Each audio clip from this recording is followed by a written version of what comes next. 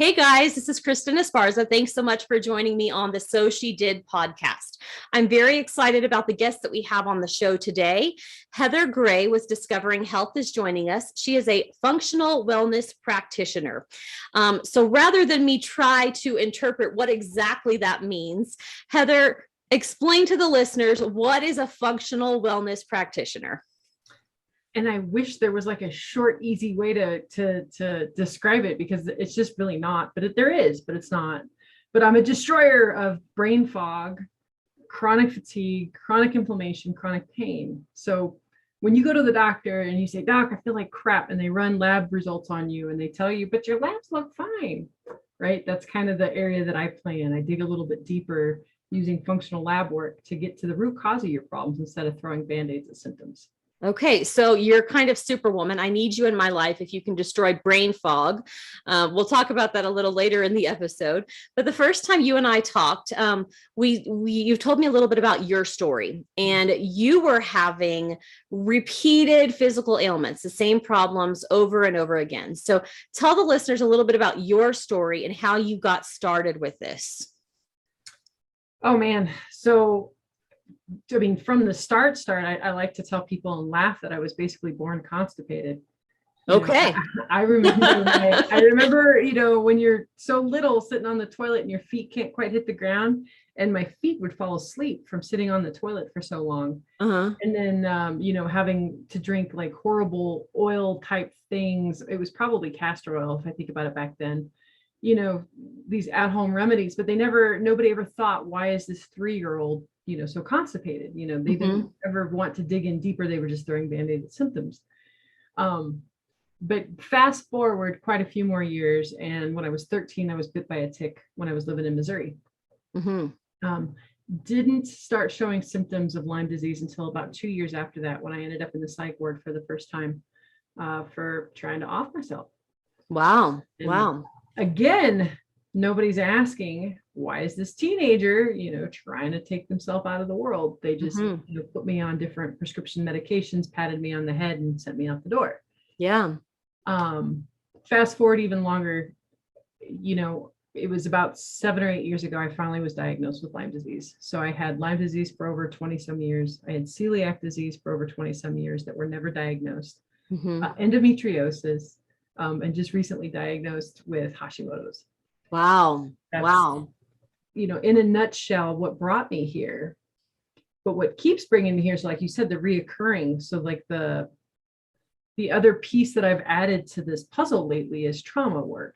And trauma, whether it's early childhood trauma or PTSD from war or divorce, or having a chronic illness in your body, or having like a toxicity from chemical exposure. Yeah. Trauma is trauma in your nervous system, right? And if you don't deal with it, it kind of keeps taking your body back to set point, right? So I would get so much better on this program. And then a year or two later down the line, I'd end up gaining all the weight back, getting the brain fog back, being angry, being reactive, being forgetful. And finally, it was this last yo-yo of kind of doing the same thing when I started hearing different providers speaking about trauma in the nervous system and all this fun stuff about trauma.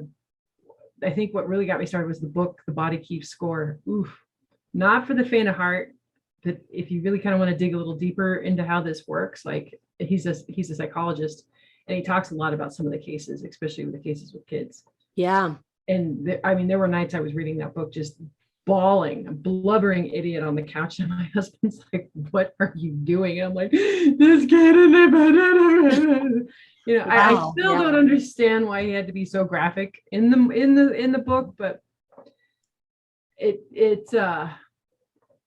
it was very informative on how trauma continues to keep that cycle of sickness in your body and in your brain. Well, I think that sometimes being graphic helps people understand that their trauma, that their experience is not unique. And it's a form of being honest. I mean, you started this conversation by saying you were constipated basically since you were born. Right. And that's something that people don't talk about, because there are certain physical ailments, certain mental ailments that we have that are not socially acceptable to talk about. But if more people talked about them, which is why we're doing this, then maybe more people could find solutions. And I think sometimes people are even afraid to talk to their doctors or find a practitioner like you who can help them through it. So the first time you and I talked, you mentioned that you had these repeated physical ailments and that you kind of realized there was unresolved trauma in your life. And I asked you at the time, I said, Heather, hold on a second. Hold on. I keep seeing the word trauma everywhere. My boyfriend broke up with me. It was traumatic. I had a bad childhood. I'm trying to recover from trauma. Is trauma real? Is it a buzzword? And you said, no, trauma is absolutely real. And we have to understand that people experience the same event in different ways. So what's traumatic for you may not be traumatic for me, and vice versa. So when you're working with clients, what are some examples of things that you would consider trauma that may or may not be widespread welcomed as trauma, but in fact are interfering with that mind-body connection? Ooh, great question. So yeah, even going back to what you were saying, there's even biological factors that will actually make you more predispositioned to trauma. Yeah. So stuff in your genes, right? Which will make you more susceptible to trauma, like mind blown. So a lot of the ones are like the chemical sensitivities and like the chronic illness. Like people just only do see trauma as like mental, emotional trauma, which is a very, very small part of actually the whole trauma gambit. But yes, like with me, mold toxicity and Lyme disease, Lyme in my brain for over 20 some years, that caused trauma, that caused an injury to my brain, right? So wow. That's a different definition too. Something that causes an injury to your brain, to your nervous system is considered a trauma. I was also a hairstylist for 15 years, and I worked in some pretty gnarly flipping studios, where they were also doing the nails and some of the chemicals, I imagine that actually had a little bit to do with my trauma as well. If all that stuff that your body can't handle and it injures causes trauma. Right. I can see that. And I think too that, it's funny that you mentioned that. I didn't even think about this until you were talking. My mom was just visiting Colorado. I took her back today, and on the way back to the airport, I noticed that she and I both had a Coke in our hand, right? She has her Diet Coke. I have my Dr. Pepper. And there's a long history of addiction in my family. And she was talking about, she is a recovering alcoholic. She was talking about that. And we were talking about how addiction affects people. And I picked up my Dr. Pepper and I said, this affects my life because I feel like it controls me. I wake up every morning and I look for my soda. And while I wouldn't call that trauma, I did grow up in an environment where there was addiction. I did grow up in an environment where my mother woke up every morning to drive to the gas station to get her Coke and her cigarettes. And it wasn't until talking to her and now hearing you say this, those are things that were conditioned in me that I didn't realize I have become dependent on. And it's not even, we were talking about, is it the sugar? Is it the caffeine? It's almost just something that we do in this family where we have become conditioned to that. And I have noticed as I've gotten older, if I'm more stressed than not, I will go to the drive-through to get myself a large Coke because that has become a crutch for me rather than dealing with whatever the stressful situation is. And it doesn't sound like a big deal, but when it's something that, if they deliver my groceries and they forget the Coke, I get in the car and go buy one because it's my crutch, So how do we respect trauma in our lives and in other people? How do we see what they've been through and respect that, even if we can't relate to it? Oh gosh. There was a quote by Brene Brown. I love her. She's a University of Houston alumni, and that's where I got my bachelor's degree from. So I do feel partial to her too. I swear to God, her first couple of books, I was like, wait, she's had somebody follow me. Like, it seriously was my life that she was talking about. It was the crazy. gift of imperfection. So good. Oh my God. Yes.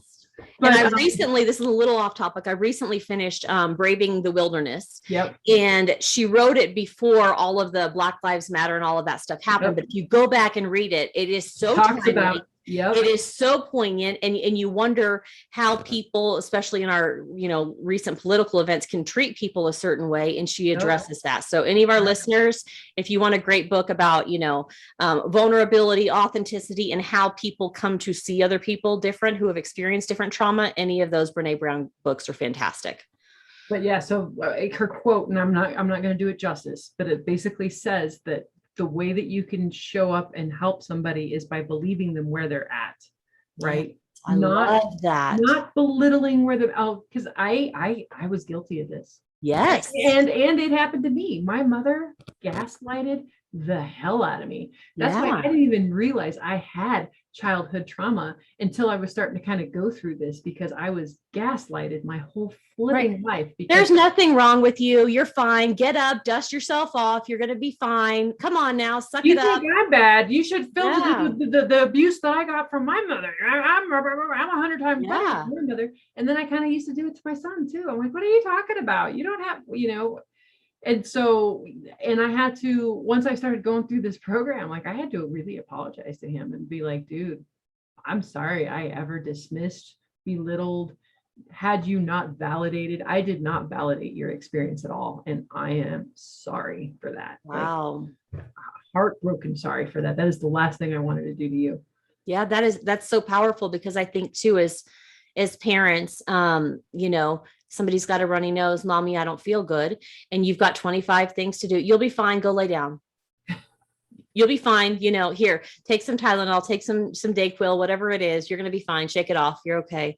Right. Instead of, what's going on? Is it a cold, or is this something else that we should talk about? And then are there patterns that we're not picking up on? Because I mentioned I grew up in a family with addiction, and, you talked about growing up with this chronic constipation. I had a stomach ache my entire life growing up. And when I became an adult, I thought I just have stomach problems.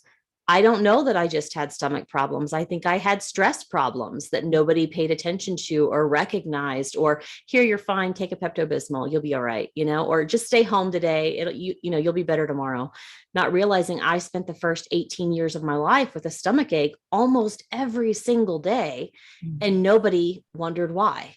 Right. So yeah. Same here. That's why I said I was undiagnosed celiac for many years. So it was the same thing. I remember at one point, I almost got my mom to listen to me, and she took me to the doctor, but the doctor was a condescending asshole. Yeah. He basically made it sound like that I was like attention seeking. And so he went into like this gory detail of what an endoscopy would entail.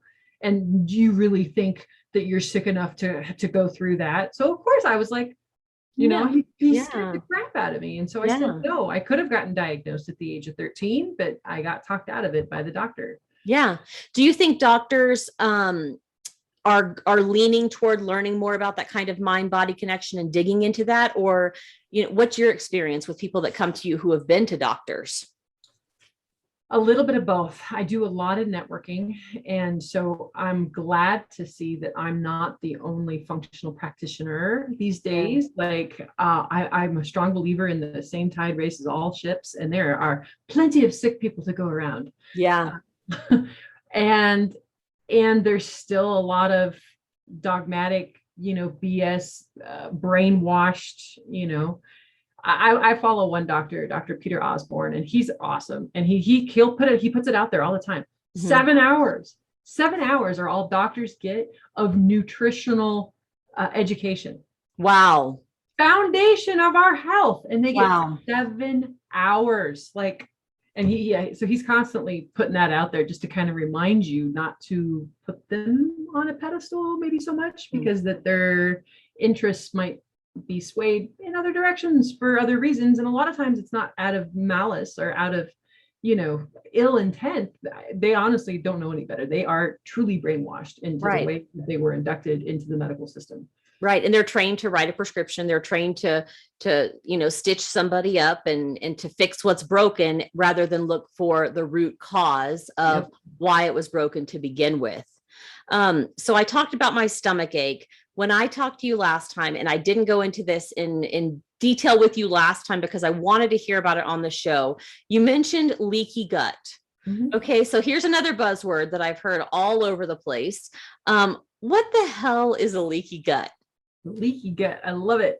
Because my other favorite expression is if you've got a leaky gut, you've got a leaky brain. Oh, I thought you were going to say something that rhymed with it, but no. Just because the gut brain connection is so strong. And a lot of the testing that I do, if I 9 times out of 10 people who come to me with brain fog, right? Yeah. With a lot of these brain issues, and I test them, it shows up leaky gut. So they've got a leaky brain and they've got other issues going on. But so you have tight junctions in your gut that are supposed to, they are like a gatekeeper, and certain things are supposed to be able to go through. But when you've gotten damage to those tight junctions by eating wheat, by eating stuff that you're sensitive to, by chemicals or parasites, bacteria, yeast can damage the tight junctions. But anywho, so now they're not tight. Mm-hmm. So bigger things can get through, like apples. Okay. Apples don't belong in your bloodstream. So now that you've got apple out of your gut and into your bloodstream, now your immune system's going, dude, who are you? What are you doing here? Now you get some collateral damage to your thyroid because you've eaten, wheat, and your body now thinks that it's an invader, and it's not an invader. It's just wheat. So it triggers your immune system. Is that what you're saying? Yeah. Got it. It gets leaky stuff out of the gut and into the bloodstream where it doesn't belong. Okay. And so then when your immune system is triggered by something that is not really an invader, your body just perceives it to be an invader, what are some of the symptoms that you would see of that kind of overactive immune response? Oh my gosh, anything that could be tied to inflammation. Okay. From headaches to brain fog to PMS to autoimmune to gut issues to cognitive, Alzheimer's, dementia. I mean, there's so much that are tied to inflammatory processes that have been going on. Mm-hmm. So yeah, it's a long list. So if you have leaky gut for years and years and years and you don't know it, you just, like I said, you get your over-the-counter medicine, you treat all of the symptoms, but not the root cause. What's that long-term impact look like for people? When people come to you, what are they complaining of? They're now getting diagnosed with autoimmune disease. And these days, people are even like myself, they're collecting them like trading cards, right? Yeah. It's celiac, Hashimoto's, endometriosis, because a lot of my leaky gut and the inflammatory cascade that created. So I have one client who I got her neural zoomer back, and because of her leaky gut and how much damage it's done to her brain, mm-hmm. that, my mentor said within the next, 10 to 15 years, she could start experiencing symptoms of dementia, symptoms of MS, some pretty scary stuff. And so in my stepson, I just recently tested him, and he was on ADD medications, and the kid had been crawling out of his skin ever since I've known him. Really bad acne, super moody, way moodier than a typical teenager even. Mm-hmm. And are you sure? I've got a couple that yeah, no, he's the third. So he wasn't my first rodeo. And I was just like, there's something up with him. Yeah. But with his leaky gut, it's manifesting in the ADD realm, and not being able to sleep at night, because a lot of our neurotransmitters and melatonin are made in our gut. If our gut is damaged now, and those good guys can't produce the stuff that they're supposed to produce for us, now we're malnourished, right? So he was eating a beautifully organic, grass-fed, pasture-raised, it doesn't get much cleaner of a diet that he was eating, and he was still, his body he's malnourished. He wasn't getting the right amount of anything because everything was just kind of going through him. So that actually, I had a friend of mine who does the audio for me on the show. His name is Mohammed. And he asked me, because we talk often about health being a weight loss thing. He said he can eat whatever he wants. He eats all the time, but he doesn't gain weight. So is there a link and something similar that you're seeing there with that? When you had ran that question past me earlier, I was like, oh God. because I don't typically have that issue. Most people come to me to lose weight. Right. And it's going to be a lot of the same issues. So stress is stress on the body, and it'll manifest in different ways. So if his hormones are out of balance, if his gut bacteria are out of balance, if he's got a parasite, right?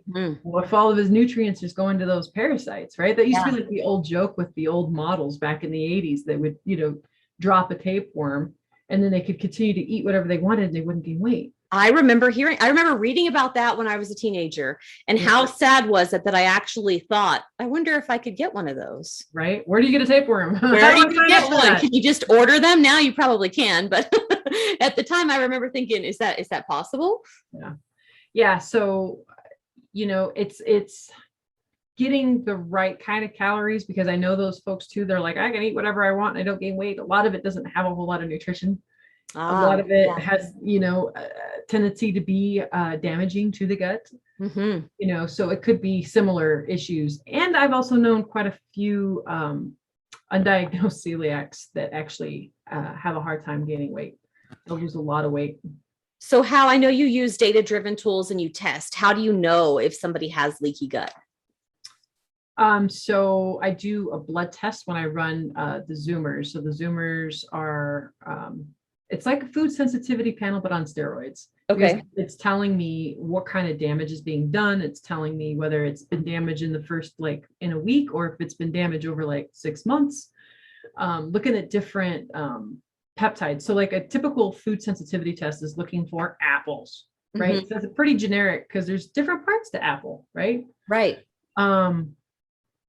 To where the Zoomers are going to break it down. So when I test wheat, it's testing for the wheat germ, the wheat lectin, the gluten, the non-gluten part of wheat, so there's 6 different parts of the wheat that it's actually testing, or the corn or the dairy. And it's telling me what exactly this person, part of that protein that it's reacting to. Yeah. And then, so it'll tell me leaky gut. It'll tell me if you've got problems with your tight junctions. All that fun stuff. It'll tell me if you're on an autoimmune path, if you're starting that cascade kind of already in motion. All kinds of beautiful things. I see. Awesome. Is there anything else that we should talk about leaky gut before we go into what I'm really excited to talk about, which is sleep? Oh, gotcha. Leaky gut. No, I mean, it's a pretty big topic. It depends. Yeah. It just kind of depends on which direction you want to go. Yeah. The nice thing is it can be healed. And a lot of the food sensitivities can be reversed. But you have to, remove the stuff that's causing the inflammation to begin with. And for some folks, like with me and a lot of autoimmune, it's actually a lifetime abstinence of wheat. Lifetime absence of corn and dairy, so there's certain things that I've kind of had to say goodbye to. Another doctor I follow, Dr. Tom O'Brien, he cracks me up. He's like, humans are the only ones that when something works, they stop doing it. Yeah. How many of my clients, when they're starting to feel better, they're getting their brain back, they're getting their energy back, they're getting their body back. And they're like, so when can I add wheat back in? And my head wants to explode. I'm like, why would you want to? If you were diabetic and you reversed your diabetes, would you add sugar back in? Yeah. I think that's because part of our relationship with food is emotional and social. Absolutely. We use food to celebrate. I mean, we have birthday parties from the time we're born with these huge sugary carby cakes and candy, and Halloween's coming up and people are going to have tons of candy, and we know those things aren't good for us, but we consume them anyway because it's fun and it's social and it's an experience, and it's addictive. Yeah. And it's addictive. And the difference too, I mean, other animals and things, for example, we can control what we feed our dogs. We control what they eat. Right. But we also control what we eat. So we make the decision. Right. And that's where you get into that, what is that trauma that if this is not good for you, right, makes you want to put something that is not good for you into your body. Right. Why would you want to do that? And so I think we all know the answer in our core, because I want to, because I'm hungry, because it tastes good, those kinds of things.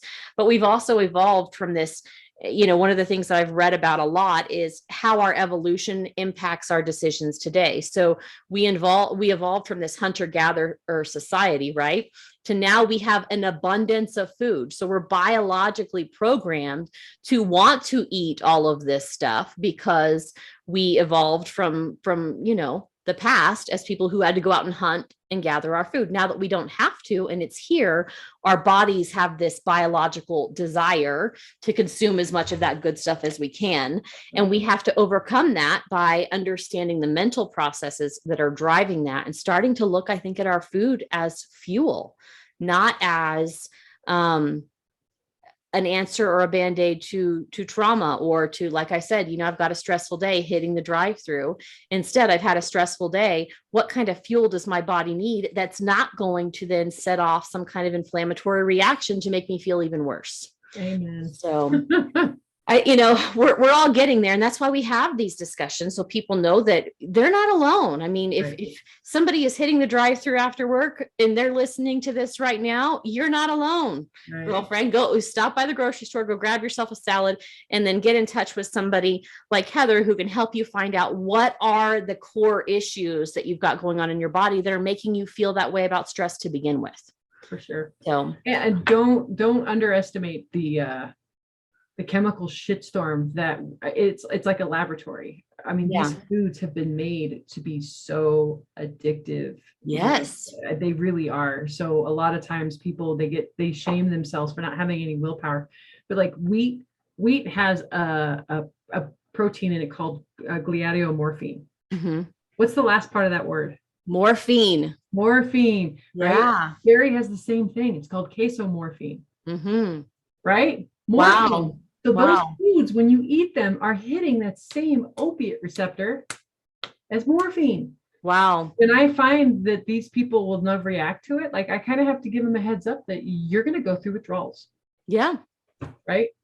Well, and it's designed to, and I'm going to say something that will probably offend some people, and I'm okay with that, but food is big fucking business. Oh, absolutely. It is big business. There are lots of companies out there making a shit ton of money by selling us food that's unhealthy for us. And that's the reality. And so we talk about pharmaceutical companies, we talk about big government, we talk about big business, but food is big business because it is something that we all need to survive. And if they being whoever the corporations, the government, whoever you want to call it, can create food that makes us addicted and keep coming back for more, it lines their pocketbooks.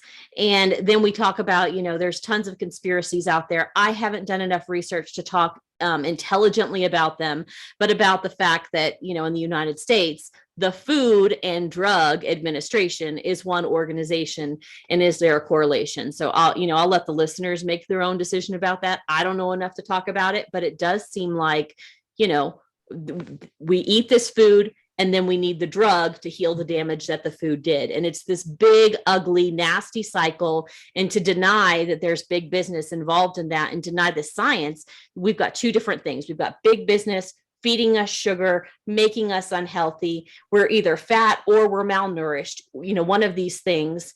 And then we've got science saying you need to eat healthy, you need to be active, and we have to make a decision. The biological parts of our brain, our stomach that's hungry, wants to pick up the snack, right? While we read the healthy article. That's what we do. We sit on our couch with our phone and we read the article about being healthy while we're eating Twinkies. That's what we do. They start them young. Do you remember the freaking commercials when we were younger? This is a part of a balanced breakfast. And they show a picture of fucking Tony the Tiger, right? With a glass of orange juice, with a piece of fruit and something else. And it's basically just diabetes on a plate, right? It is. Simple sugars, simple carbs that go straight to your bloodstream, no healthy protein, nothing of it is alive. Right. This is a part of a balanced breakfast. Right. That's bullshit. And I think too, that when we talk about processed foods and things like that, for families, a lot of it is about convenience too. And I will just make a confession. Before we got on here, I had taken my mom to the airport. I hadn't had time to eat anything. So I ate a Lunchable that was in my refrigerator. The Lunchable was there, but I had purchased the Lunchable for my child because it's easier to pack lunch that way. And I'm thinking, okay, well, he's got a cracker and a cheese, and so it's healthy. when I know very well that it's not, but this industry has programmed me that way, you know? So how do we unprogram ourselves and start looking at feeding ourselves with food that is fuel, with looking at the way that our body is reacting, and sometimes not even just looking at it, being aware, because to your point, when you were a child, you probably didn't know that your constipation was a problem. If you're an adult and you have a stomach ache once a week, that's a problem. You need to pay attention to that. If you've got a headache, if you're foggy when you wake up in the morning, how do we make ourselves more aware of that? Just undoing the brainwashing. I just got done actually at a networking event and was talking about this just a couple hours ago. Yeah. We're also inundated with commercials, heartburn, indigestion, upset stomach, diarrhea, they make it all sound cute. Just grab a Pepto-Bismol, right? So we're also been taught very young that, it's just a symptom that we just have to, we've got a Pepto-Bismol deficiency in my body. Obviously, that's why I'm dealing with this, right? Right. Instead of digging a little deeper and finding out, no, maybe that's my check engine light in my body coming on saying, hey, there's something wrong in here. Instead, we put a piece of tape over that check engine light, right? Yeah. So it's a common phrase in the FDN world is no matter how common a symptom may be, it is never normal. But that's how we start to change things, is just by being aware to begin with that there's something going on, that headache that you live with every freaking day, it's not normal. The stomach ache, the bloating, the gas, that's not normal. I love what you just said. I love that big idea that just no matter how common a symptom is, doesn't mean that it's normal. Because to your point, when we watch TV and we listen to the radio, we hear these advertisements that make us think, hey, it's normal to have this. That's why there's commercials for this medication to treat it, because everybody has it. But it's not normal. Just because everybody doesn't mean that that's the way that we should live. Absolutely. So I want to segue now into what I really want to, you're going to have to coach me through this. Okay. So I'm going to tell you how I sleep right now. Okay. It's fucking horrible. And I actually want to talk about this because since I've had these sleep struggles in the last 2 years, I've talked to so many people who have the same problem. All right. So here's what I do. I wake up in the morning and the first thing I do is get coffee. Okay. If there is no coffee at my house because I haven't gone grocery shopping or whatever, I get in my car, I drive to Chick-fil-A or McDonald's and I get myself coffee because I cannot function without it. Then around lunchtime, I get myself a soda. I told you this, and I keep myself on these, what we will call uppers, all day long. Then it's time to go to bed at night and I'm staring at my blue screen. My mind is completely exhausted. I've exercised. I feel like I should be tired. I've worked all day and I can't sleep. So I will take a nighttime sleep aid that I got over the counter. That will help. And then I've recently got a prescription sleep aid because there were times where I would be up at 2 or 3 o'clock in the morning and I have to wake up at 5. And I know I'm not going to function on 3 hours of sleep. So I take these uppers all day. Then I take this downer to help me sleep. And I'm a zombie most of the time. So help me, because I know that a third of our lives are spent sleeping. And at this point, if I'm brutally honest, I don't even know what healthy sleep looks like. So many people, this is a very common story. When I met my husband now, it was the same thing. He was lucky if he maybe slept 4 hours a night. His eyes were always bloodshot. He was always just kind of like off in the ozone, just kind of drifting through like a zombie. I mean, multiple pots of coffee a day. I mean, I was just like, oh my God. Yeah. And so the first thing I did with him is you gotta go back to basics, right? So first off with him, I had to cut his caffeine consumption back and he couldn't have anything like afternoon, right? Because that just overstimulated him and he couldn't fall asleep at night. So that was like the big first step is okay. And now he's actually down to the point where he drinks one cup of coffee a day. That's it. I'm so envious, but okay. And it was a process, it didn't happen overnight. It's one step at a time, but it's little things. So the little things add up.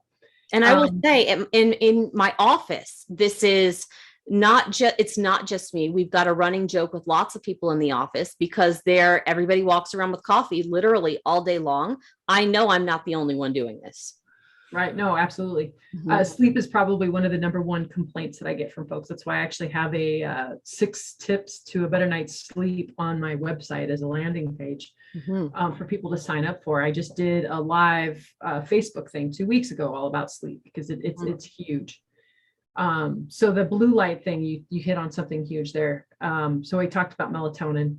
Yeah. And if your natural rhythms aren't happening like they're supposed to, like when we're looking at blue light, or when we even get light through our skin. So our skin is our largest organ.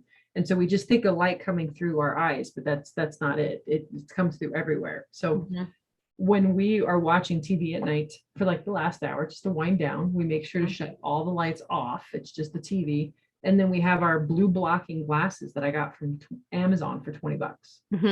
So the minute that the sun goes down, we put those blue blocking glasses on to help stimulate our natural rhythm. So that I've never even heard of those. Seriously, I've never heard of blue blocking glasses. Oh, when you said stare at the blue light, I thought for surely you were on the know. No, I did not know about. So I'm going to order some of these from Amazon. I'm going to take a picture of myself in them and I'm going to tag you and be like, okay, I'm counting on you. So it takes about 2 weeks. So don't get frustrated, but yeah, absolutely. We weren't, it was so funny. Not funny. It was funny for me, not for him, but there was like one night, because I don't want to be the nagging wife, right? Yeah, it's okay. I totally support you if you want to be. It's fine. So there was one night we were watching TV and I noticed he didn't have his glasses on and I wasn't going to be the nagging wife. Yeah. And the next day he's like dragging ass. I'm like, dude, what's up? And he's like, I didn't sleep worth a shit last night. And I'm thinking to myself, but I didn't say it again. He's like, yeah, I didn't wear my glasses. Yeah. Like, yeah, I noticed that. And I was going to say something, but I didn't want to, like I said, I didn't want to be a nagging wife. It really makes a huge difference. So you should have followed it up with, and how's your gut? Right?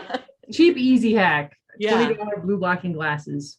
Okay. Minute the sun starts to go down, put them on. Makes a huge difference. I also make sure that like my screen on my computer right now and the screen on my phone have the night light blue blocking turned on, just as another precaution. Okay, I'm ordering these glasses tonight. I promise you, all the listeners have my word. I am ordering these glasses tonight. I saw this, speaking of which, last night when I was up in the middle of the night looking at my phone, not sleeping, I saw an image online that showed what a brain looks like that gets healthy sleep versus one that doesn't. And the image was really powerful because the words on there said that your brain, when you don't get enough sleep, actually starts to almost eat itself. Oh, it starts to decompose faster. And it is unhealthy for your brain and for all of your synapses and all of those, things that help your brain function when you don't sleep. So when people come to you with complaints about not sleeping, what are the symptoms that they're experiencing aside from the obvious being tired? Oh, the brain fog, reactivity, concentration issues, cognitive issues. I mean, it affects every part of their day. They can't be present in their life. They can't be present with their spouse, with their kids. They're just scrambled. Their brain is scrambled. Yeah. I was trying to think of another little hack. So we talked about earlier about the leaky gut. So that's the other thing to look into if you've got a leaky gut, because then you're not producing enough melatonin to have that cycle hit like it's supposed to either. What was I going to say around that? Have you tried taking melatonin? I am opposed to melatonin because it's hormonal. And I don't like to put hormones into my body. I try my best, it's funny because I just told you I take prescription sleep aid. I try not to take medicine. But I stopped taking melatonin a long time ago. So do you think that it's something that's natural and that you recommend? Absolutely. Yeah. Okay. 100 times over using over-the-counter and prescription sleep medications. Absolutely. Because you know why else? It's also a very, very, very powerful antioxidant. Oh, so interesting. Maybe if you shift your mindset that way and stop thinking of more as a hormone as more of an antioxidant, then you're taking a vitamin. What about cannabis? Cannabis can be great to help with sleep short term. There's been a lot of studies that show, I was working with a sleep expert for a while and I was actually taking cannabis to help sleep. And he said that yes, it will help you get to sleep, but the quality of sleep, you won't get into that REM, that really restorative sleep. I see. That you need to. So he was highly against it. And I was a little put off by that at first, but then I did what he said, because I was his student at the time. I was like, whatever, I'll follow along. Yeah. And sure enough, I was a lot more rested and a lot more focused and a lot less scatterbrained when I stopped using that as a sleep aid. So I tried taking like the CBD gummies before, and the first impact that I had was I started to have crazy nightmares, but they would wake me up throughout the night. So I was having this very up and down sleep, and I know that it works for some people, but I think the trick with CBD and with cannabis is that everybody reacts differently to it, and so it really is something I think that it's worth a shot, but I think there are better solutions. To your point, melatonin, and then just doing the things to help your brain wind down and calm down, and taking care of your body so that, we talked about leaky gut and how this activates inflammation in your body, so that when you lay down at night, your body's still not fighting itself, and going, and your mind is going. I had a friend of mine knew I was going to be talking to you today. His name is Juan Munoz, and he mentioned the 5 a.m. Club. And so it's a book by Robin Sharma. Are you familiar with that? I'm not. I was curious to find out what this was about. Yeah. So the 5 a.m. Club is, it's about people who are successful because they wake up really early. So going kind of with that, the early bird gets the worm. There's this idea in the business world that if you wake up early, you get more done, you're more productive. If you work out early, you're going to be healthier. How do you feel about that? Because I will tell you, I've tried, and I think that I am a night person. I've tried waking up early. I am a business professional to be more productive and think it will improve my productivity. It doesn't seem to work. And I recently read that there's actually a long sleep and a short sleep gene, where they've tested people in this same family who wake up early and those who sleep later, and they have different genes and are differently predispositioned to sleep. So do you think waking up early helps people, hurts people? What's your opinion? Well, so I think you hit a little bit on both sides of the coin there. One, I dislike that wake up and grind type of mentality, because that's a big reason why so many freaking people are sick. Yeah. Because we're not meant to grind like that. Like, it really pisses me off that we've had this mentality of you just got to push. No, now your adrenals are fried. Now your hormones are screwed up. Now you can't sleep at night. Now you can't, on and on and on and on, because we've been told that we have to be productive 24/7, and even in our sleep. Right. So no, not a big fan of that. I am a big fan of getting to bed by 10. Okay. Because I used to think the same thing that you did. And just recently now, I actually can get up at 5:30 for the first time in my life. Wow. And that's because the quality of sleep that I'm getting is a hell of a lot better than I've ever had before in my life. And I'm getting to bed at a decent time. So my body is actually rested, and it wants to get up at 5:30. It says, I've had enough sleep. Thank you very much. It's time to get up. Yeah. So you feel well rested when you wake up? Absolutely. Wow. So there's a lot of physiological things that happen only when you're sleeping, and only during certain hours of the night. So we say the best sleep is between 10 and 2 a.m. Okay. So if you're a night owl and you think that's how it is, but I really think that it's more the uppers all day and just the lifestyle, and then it keeps you up at night. So Thank you for your honesty with me. Call me out. It's fine. It's true. I know this. I need somebody to tell me the truth. So if I just said your best sleep is between 10 and 2 a.m. and you stay up till midnight, you're losing out on 2 hours of different functions that happen in your body that can only happen when you're asleep. So like the liver taking the garbage out, right? Okay. That's not happening as much. So there's a lot of different, things that go on during that time, that if you cut itself short, then you're cutting yourself short. And it does make it harder to get up in the morning. It does make it harder to function throughout the day without crutches and stimulants, because you didn't get the type of restorative sleep that you need to make it a good day. All right. So next time we talk, I'm going to have blue glasses, and I'm going to send you a picture of me in bed at 9:45 so I can fall asleep by 10. Blue blocking glasses. Blue So blocking they'll glasses. actually be yellow. They're yellow. Good to Yeah. know. Okay. I'm gonna look like a superhero in these yellow glasses. It's gonna be great. Yep. All right. So what's the big idea? We talked about a lot of things today. We talked about kind of this mind-body connection and how both physical, mental, emotional trauma can affect our bodies. We talked about leaky gut and how being aware of the way that our body responds to things is incredibly important so that we make sure we are providing ourselves with the fuel that our specific body needs and reacts well to. And we talked about my big need, which is sleep, because again, a third to a half of our lives is spent asleep. And so we can't just focus on our waking hours. We also have to talk about those. What's the big idea that you want the listeners to come away with from you today? The reason that we're not well as a society is we've just gotten way too far off track on how humans are supposed to live in this world, how we're supposed to eat, how we're supposed to sleep. Mm-hmm. And that kind of stress and the toxins and the night owl and the artificial lights, it's all taking its toll on us.